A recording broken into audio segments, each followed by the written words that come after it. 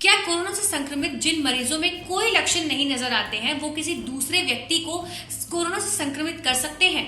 और बदलते मौसम में कोरोना वायरस के ऊपर क्या असर पड़ेगा? अक्सर ये सवाल इन दिनों हम सभी के मन में चल रहे हैं। जहां एक तरफ कुछ देश ऐसे हैं जिन्होंने कोरोना की मार को बहुत धीमा कर दिया है, लेकिन वहां पर अभी भी खतरा जो है वो टला नहीं है, तो वहीं दूसरी तरफ WHO यानी वर्ल्ड हेल्थ ऑर्गेनाइजेशन लगातार इस बात में, इस रिसर्चेस में लगा हुआ है पता लगाने के लिए कि जिन मरीजों में इनके लक्षण नहीं नजर आते हैं कोरोना के, वो किसी दूसरे व्यक्ति को संक्रमित कर सकते हैं या फिर नहीं।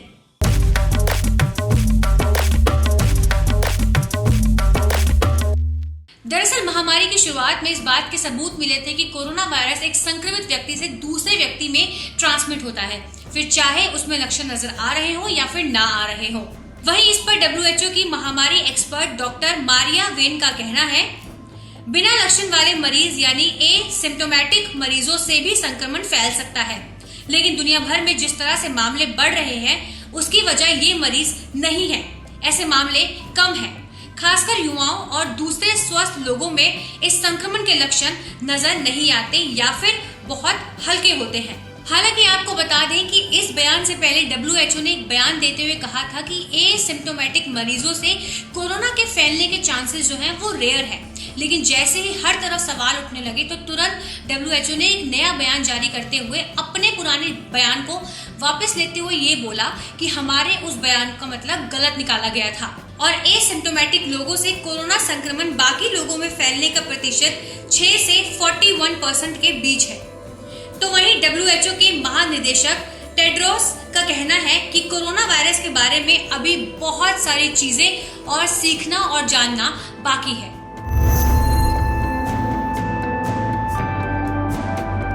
आप जानते हैं कि आखिर एसिम्प्टोमेटिक मरीज होते कौन हैं? दरअसल ये ऐसे मरीज होते हैं जो कोरोना से इन्फेक्टेड होते हैं, लेकिन इनमें कोई भी लक्षण नजर नहीं आ रहा होता है, जैसे खांसी, जुकाम, बुखार या फिर सांस लेने में कोई तकलीफ नहीं हो रखी होती है।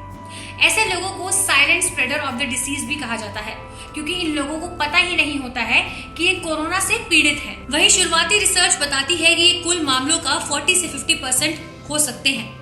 अगर आपके आसपास भी कोई कोविड-19 केस है तो हो सकता है कि आप एसिम्प्टोमेटिक केस हो सकते हैं। इसका पता लगाने के लिए दुनिया भर की सरकारें एंटीबॉडी टेस्ट पर जोर दे रही हैं।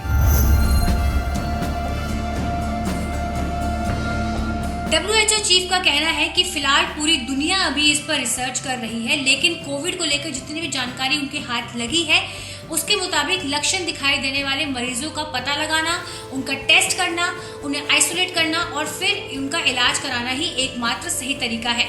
और इसी के साथ साथ उस शख्स से ये भी जानकारी हासिल करना बहुत जरूरी है कि वो अपने इलाज से पहले और किन किन लोगों के संपर्क में आया है, ताकि संक्रमण को फैलने से रोका जा सके।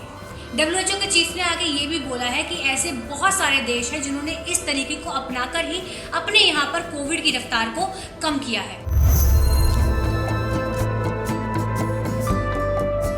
WHO प्रमुख टेड्रोस ने सबसे ज्यादा इस बात पर जोर देते हुए कहा है कि हम जैसे जैसे आगे बढ़ रहे हैं हम बहुत कुछ सीखते जा रहे हैं, नए सबक लेते हुए जा रहे हैं। पिछले 6 महीने के दौरान पूरी दुनिया को ठप करने वाले इस जानलेवा वायरस के बारे में बहुत कुछ सीखा है, लेकिन अभी भी बहुत सारी चीजें ऐसी हैं जो नहीं मालूम है और उनके बारे में जानना और पता लगाना बाकी है। उनके मुताबिक एक नए वायरस के बारे में उसकी कॉम्प्लेक्सिटी की जानकारी देना हमेशा ही बेहद मुश्किल भरा काम होता है, लेकिन इससे अभी भी काफी कुछ सीखकर और बेहतर किया जा सकता है। ये सवाल भी अक्सर हम सभी के मन में दौड़ रहा है कि क्या बदलते मौसम के साथ इस पर वायरस का कोई असर पड़ेगा? और जब WHO के ही इमरजेंसी प्रोग्राम के प्रमुख डॉक्टर माइकल रेयान से बदलते मौसम के साथ इस वायरस के बारे में पूछा गया तो उन्होंने कहा कि आमतौर पर सर्दी के मौसम में फ्लू फैलता है, लेकिन हेल्थ वर्कर्स इस बारे में फिलहाल अभी कॉन्फिडेंट नहीं है कि ये वायरस ऐसी कंडीशन में कैसा बिहेव करेगा। फिलहाल उनके पास कोई भी ठोस आंकड़े फिलहाल उनके पास नहीं है और साथ ही ये कह पाना भी मुश्किल है कि बढ़ते तापमान के साथ ये वायरस किस तरीके का बिहेव करेगा। साथ ही उन्होंने ये भी साफ कह दिया है कि आने वाले वक्त में यानी कि भविष्य में इस वायरस को लेकर कुछ भी कह पाना फिलहाल अभी मुमकिन नहीं है।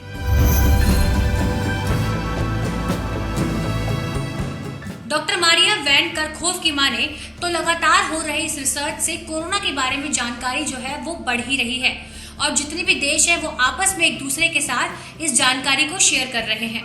इस नेटवर्क में दुनिया भर की जो लैब है वो जुड़ी हुई है और 90 से अधिक देश ऐसे हैं जो अपने यहाँ पे मौजूद इन्फ्लुएंजा सिस्टम को कोरोना के बारे में टेस्टिंग करने के लिए जांच रहे हैं। हालांकि उन्होंने इस बारे में थोड़ी चिंता भी जताई है कि कुछ देश ऐसे भी हैं जो कंपैरेटिवली फ्लू की टेस्टिंग जो है वो कम कर रहे हैं, जबकि इसकी टेस्टिंग बड़े पैमाने पर होनी चाहिए और लगातार होनी चाहिए।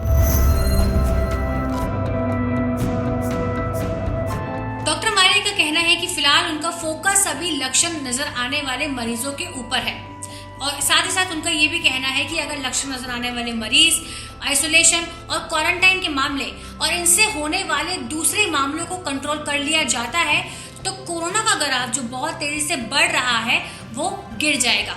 ये कहना जरा भी गलत नहीं होगा कि WHO की तरफ से हर दिन नए नए बयान सामने आ रहे हैं।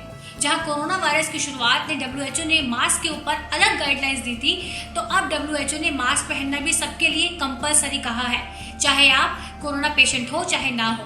और वहीं अब एसिम्प्टोमेटिक मरीजों के ऊपर WHO का नया बयान। अब WHO के इस नए बयान पर आपको क्या लगता है, आपका क्या रिएक्शन है, मुझे कमेंट सेक्शन में जरूर बताएं। ABP न्यूज आपको रखे आगे।